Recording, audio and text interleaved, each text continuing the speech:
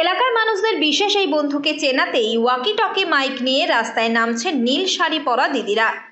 New Barrackpore পৌরসভার বিভিন্ন এলাকায় সকাল হলেই দেখা মিলছে বিশেষ এই বন্ধুদের।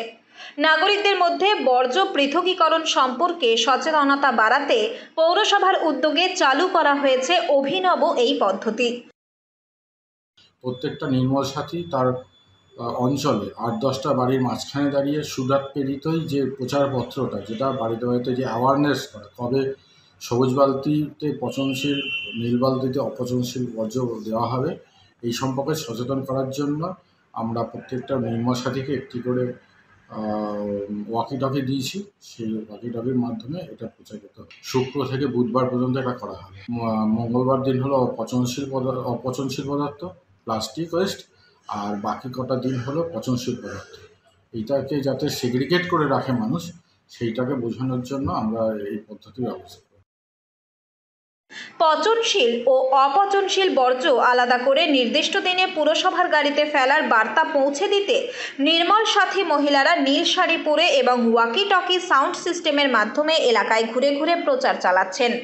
নির্মল বন্ধুদের কাজ তুলে ধরে এলাকা পরিষ্কার পরিচ্ছন্ন রাখার কথাই জানানো হচ্ছে এলাকাবাসীদের।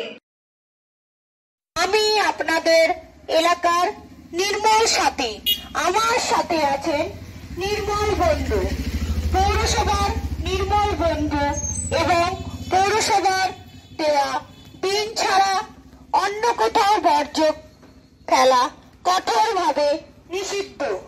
ঘরের মধ্যে পচনশীল ও অপচনশীল বর্জ্য আলাদা করে সবুজ ও নীল বিনে রাখতে হবে। পুরসভার 20টি ওয়ার্ডেই সপ্তাহব্যাপী চলছে এই বিশেষ সচেতনতা অভিযান। অলিগলি ঘুরে নির্মল সাথী ও নির্মল বন্ধুরা জানিয়ে দিচ্ছেন বাড়ির আবর্জনা যেন সকলে যথাযথভাবে সবুজ ও নীল বালতিতে আলাদা করে নির্ধারিত বর্জ্য নিয়ে যাওয়ার গাড়িতেই ফেলা হয়। কারণ পৌরসভার দ্বারা একা কোনো কিছু সম্ভব হয় না যদি সে আমাদের সাধারণ নাগরিকরা সচেতন না হয়। এখন করতে যে ওয়াকি টকির প্রচেষ্টাটা নেওয়া হয়েছে অত্যন্ত ভালো জিনিস। ধন্যবাদ পৌরসভাকে। আমি মনে করি খুব ভালো, রাস্তাঘাট পরিষ্কার থাকছে, আমরা খুব খুশি। এই ওয়াকি টকির দ্বারা সবাই আমরা সচেতন হচ্ছি, ভীষণ ভীষণ ভালো।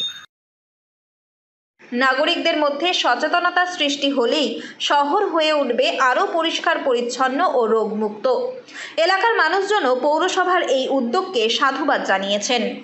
উত্তর 24 পরগনা থেকে রুদ্র নারায়ণ রায়ের রিপোর্ট, লোকাল 18 বাংলা।